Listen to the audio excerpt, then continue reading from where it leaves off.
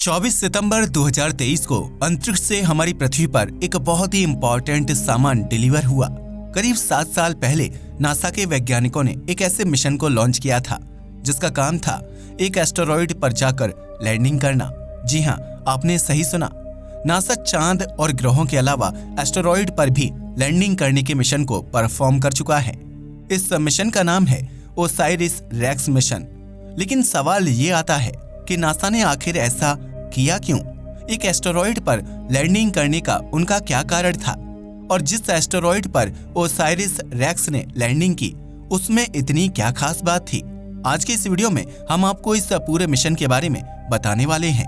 8 सितंबर 2016 को Osiris racks mission को launch किया गया था। इसके करीब 1 साल बाद यानी सितंबर 2017 को यह स्पेसक्राफ्ट आखिरी बार पृथ्वी के नजदीक से गुजरा और इसके बाद यह डायरेक्टली एक एस्टेरॉयड की ओर बढ़ चला। 3 दिसंबर 2018 को फाइनली यह स्पेसक्राफ्ट उस एस्टेरॉयड के ऑर्बिट में पहुंच गया और नासा को उनकी पहली सफलता प्राप्त हुई। ब्रह्मांड में मौजूद हर चीज मोशन में है, यानी वह एक जगह से दूसरी जगह मूव हो रही है। फिर चाहे वो हमारी पृथ्वी हो, सूर्य हो या फिर पूरी मिल्की वे गैलेक्सी। पृथ्वी सूर्य का चक्कर लगाती है और सूर्य सभी ग्रहों के साथ मिल्की वे आकाशगंगा का चक्कर लगाता है। अंतरिक्ष के नए नए इलाकों में जाने की वजह से सौरमंडल के लिए नए नए खतरे भी पैदा होते रहते हैं, जिनमें से सबसे बड़ा खतरा होता है एस्टेरॉयड्स का। आपने ओमुआमुआ नाम के इस सिगार जैसे दिखने वाले एस्टेरॉयड के बारे में तो सुना ही होगा। यह इंटरस्टेलर स्पेस से सौरमंडल में आने वाला पहला रिकॉर्डेड एस्टेरॉयड था और कई वैज्ञानिक ऐसा मानते हैं कि यह असल में कोई एलियन स्पेसशिप था जिसे किसी दूसरी सभ्यता ने हम इंसानों पर नजर रखने के लिए सेंड किया था। खैर, वो कोई एलियन स्पेसशिप था या नहीं, इसकी कोई भी क्लियर जानकारी हमारे पास नहीं है। लेकिन ऐसे एस्टेरॉयड के सौरमंडल में आने से एक बात तो निश्चित हो जाती है कि हमारी पृथ्वी को ऐसे ऑब्जेक्ट से बहुत ज्यादा खतरा है। सिर्फ सौरमंडल के बाहर के ही नहीं, बल्कि सौरमंडल के अंदर भी ऐसे कई सारे एस्टेरॉयड्स मौजूद हैं जो हमारी पृथ्वी के लिए खतरा बन सकते हैं। ऐसे ही एक बहुत फेमस एस्टेरॉयड का नाम है 101955 बेनू। यह एस्टेरॉयड नियर अर्थ ऑब्जेक्ट्स की कैटेगरी में आता है, यानी ऐसे ऑब्जेक्ट जो कई बार पृथ्वी के बहुत नजदीक आ जाते हैं।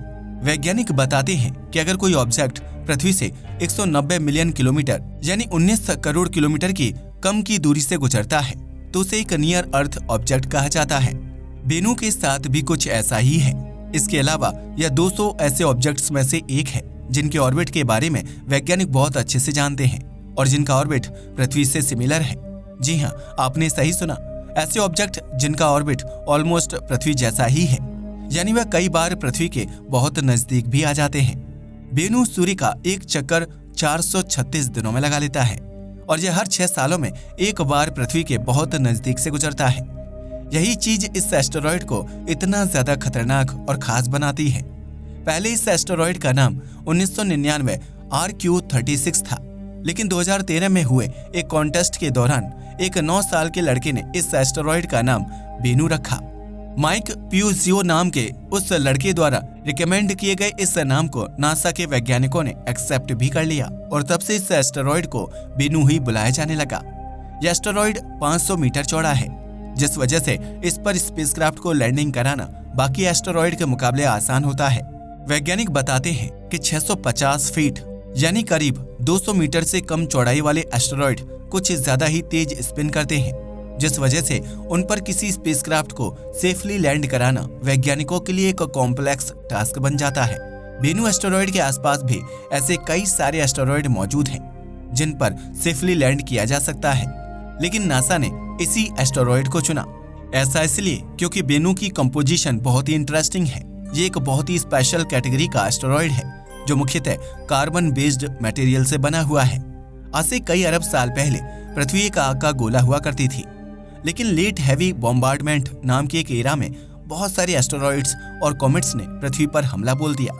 इन एस्टेरॉयड्स की खास बात ये थी कि इनके केंद्र में सॉलिड वाटर आइस मौजूद थी जो पृथ्वी के गर्म वातावरण से कांटेक्ट में आने के बाद भाप में कन्वर्ट होने लगी। इसी भाप ने बादलों की फॉर्मेशन की जो बाद में लाखों सालों तक चलने वाली बारिश का कारण बने। इनकी वजह से हमारी पृथ्वी पर नदियों और समुद्रों का निर्माण हो पाया, जो आगे चलकर यहाँ पैदा होने वाले जीव जंतुओं का घर बना। उन एस्टेरॉइड्स को खास इसलिए माना जाता है क्योंकि उनकी वजह से हमारी पृथ्वी पर पानी आ पाया और यहाँ पर जीवन की शुरुआत हो पाई। चौंकाने वाली बात यह है कि वेनू भी उन्हीं एस्टेरॉइड्स की कैटेगरी में आता है। वैज्ञानिक बताते हैं कि इसकी कंपोजिशन और स्ट्रक्चर बिल्कुल वैसा ही है जैसा पृथ्वी से टकराने वाले उन एस्टेरॉइड्स का हुआ करता होगा। अब शायद आपके दिमाग में ये सवाल आ सकता है कि आखिर वैज्ञानिकों को कैसे पता कि वे एस्टेरॉइड कैसे दिखाई देते थे। इसका सीधा सा उत्तर है मैथमेटिक्स एंड कंप्यूटर सिमुलेशन। वैज्ञानिक हर चीज को कैलकुलेट करने के लिए मैथमेटिक्स का इस्तेमाल करते हैं और जब इसी मैथमेटिक्स को कंप्यूटर इंजीनियरिंग के साथ कंबाइन किया जाता है तो हमें मिलती है कंप्यूटर सिमुलेशंस। इन्हीं सिमुलेशंस के जरिए वैज्ञानिक ये पता लगा लेते हैं कि पास्ट में कोई चीज कैसी रही होगी। खैर 3 दिसंबर 2018 को ओसाइरिस रेक्स ने वेनू के ऑर्बिट में एंट्री लेने के बाद उसका चक्कर लगाना शुरू कर दिया। करीब 2 सालों तक चक्कर लगाने के बाद 20 अक्टूबर 2020 को इसने एस्टेरॉइड पर टच डाउन किया, यानी लैंडिंग को परफॉर्म किया। नासा के वैज्ञानिक बताते हैं कि लैंडिंग करते समय उन्हें ऐसा लगा था कि यह मिशन फेल हो जाएगा। ऐसा इसलिए था क्योंकि जब ओसाइरिस ने वेनू की सतह पर लैंडिंग की तो उन्हें पता चला कि वह एक सॉलिड जमीन पर नहीं बल्कि एक पत्थर और धूल से बनी हुई जमीन पर लैंड हुए हैं। लैंडिंग करते समय स्पेसक्राफ्ट जमीन पर फोर्स लगाता है और इस फोर्स की वजह से ओसाइरिस रेक्स डिसबैलेंस होते होते बचा था। वैज्ञानिक सोच रहे थे कि वह एक सॉलिड सरफेस पर उतर रहे हैं, लेकिन असल में वह सिर्फ धूल और कंकड़ों की एक लेयर थी जिसमें यह स्पेसक्राफ्ट कुछ सेंटीमीटर तक धंस गया था। खैर यह सब होने के बावजूद स्पेसक्राफ्ट ने एक सक्सेसफुल लैंडिंग की और वेनू के सैंपल्स को कलेक्ट किया। वैज्ञानिकों ने इस स्पेसक्राफ्ट के द्वारा जिस लैंडिंग को परफॉर्म किया था उसे टच डाउन लैंडिंग कहा जाता है। इसमें वैज्ञानिक स्पेसक्राफ्ट को पूरी तरीके से जमीन पर नहीं छोड़ते बल्कि उसे जमीन पर टच करते हैं और वापस से ऊपर उठा लेते हैं। ओसाइरिस रेक्स के केस में यह टच डाउन मात्र 6 सेकंड का था।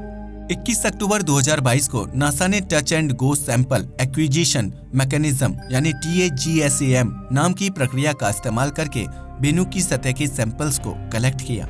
उन्होंने इस एस्टेरॉइड की सतह पर प्योर नाइट्रोजन गैस को अचानक से ब्लास्ट किया। इस ब्लास्ट की वजह से बहुत सारे कंकड़ और धूल हवा में ऊपर उठे, जिसे ओसाइरिस रेक्स सैंपलर चैम्बर में कलेक्ट कर लिया गया।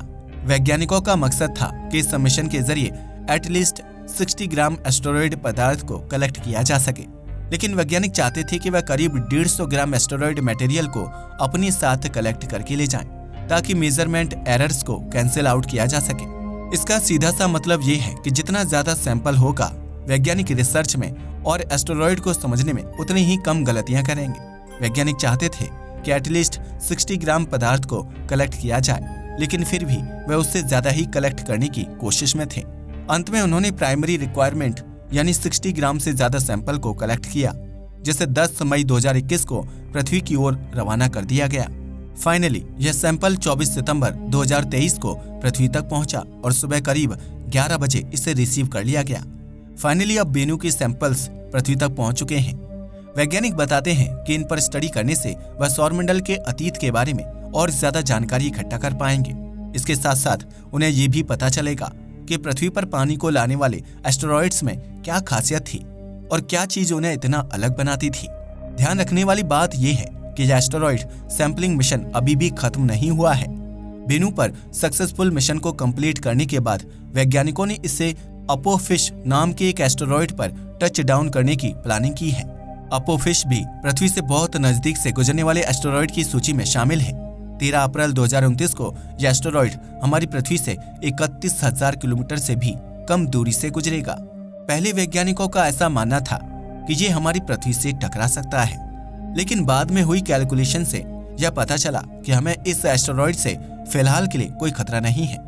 2029 में ओसाइरिस रेक्स अपोफिश पर टच डाउन अटेम्प्ट करेगा और इसके सैंपल्स को कलेक्ट करने की कोशिश करेगा। ध्यान देने वाली बात यह है कि अब इस मिशन का नाम ओसाइरिस रेक्स से बदलकर ओसाइरिस एपेक्स कर दिया गया है। ये पहली बार नहीं था जब इंसानों ने किसी दूसरे एस्टेरॉइड पर लैंड करके उसके सैंपल्स को कलेक्ट किया हो। अमेरिका से भी पहले जापान ऑलरेडी ऐसे 2 मिशन को परफॉर्म कर चुका था। 2010 में जापान द्वारा किया गया हायाबुसा मिशन पहला ऐसा मिशन बना जो किसी एस्टेरॉयड से सैंपल कलेक्ट करके पृथ्वी पर सक्सेसफुली वापस आया हो। इसके बाद इस मिशन के पार्ट 2 यानी हायाबुसा 2 साल बाद 2020 में राइगू नाम के एस्टेरॉयड के सैंपल्स को पृथ्वी तक सक्सेसफुली लाया।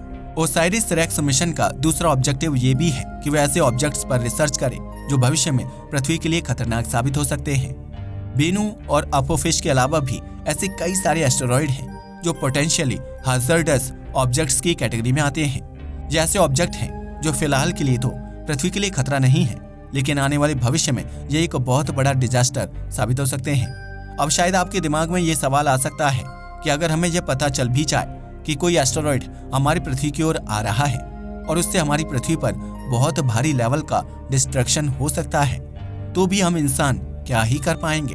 खैर, अभी के लिए तो कोई एस्टेरॉयड हमारे लिए खतरा नहीं है, लेकिन अगर ऐसा होता है तो नासा उसके ऑर्बिट को ही चेंज कर देगा। आपको जानकर हैरानी होगी कि इसके रियल लाइफ टेस्ट मिशन को पिछले ही साल सितंबर में परफॉर्म किया गया था।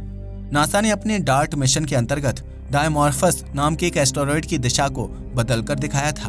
अभी यह टेक्नोलॉजी और तकनीकी हमारे लिए नई है, लेकिन जैसे जैसे हम इसकी प्रैक्टिस करते जाएंगे वैसे वैसे हम एस्टेरॉयड से बचने की कला में अच्छे हो जाएंगे। वैसे अगर आपको किसी एस्टेरॉयड पर जाने का मौका दिया जाए तो क्या आप वहां जाना पसंद करेंगे? हमें नीचे कमेंट करके जरूर बताइएगा। आज के वीडियो के लिए बस इतना ही। वीडियो पसंद आया हो तो इसे लाइक और शेयर करें। धन्यवाद।